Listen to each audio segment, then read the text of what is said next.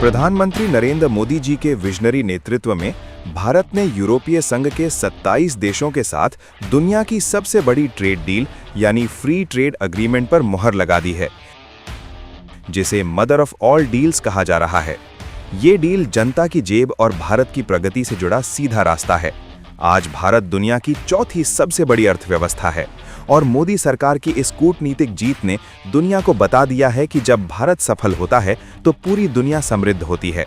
Bharat, Europe ये सिर्फ दो नाम नहीं हैं, बल्कि दुनिया की कुल जीडीपी का 25% हिस्सा हैं।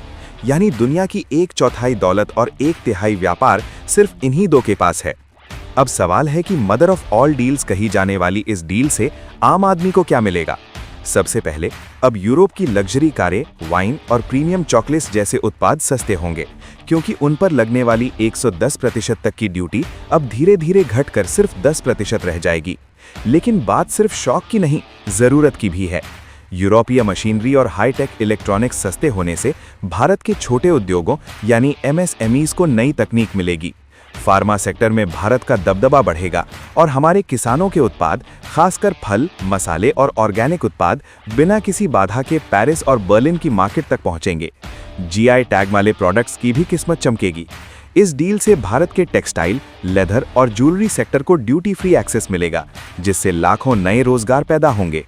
हमारे आईटी प्रोफेशनल्स और इंजीनियरों के लिए यूरोप के दरवाजे पहले से कहीं ज्यादा खुलेंगे। मोदी सरकार ने एक संतुलित समझौता किया है, जहां हमारे किसानों और डेयरी सेक्टर के हितों को सुरक्षित रखते हुए भारत को ग्लोबल सप्लाई चेन का केंद्र बना दिया गया है। जब भारत का एक्सपोर्ट 20-30% बढ़ेगा, तो उसका सीधा फायदा गांव के बुनकर से लेकर शहर के सॉफ्टवेयर इंजीनियर तक सबको मिलेगा।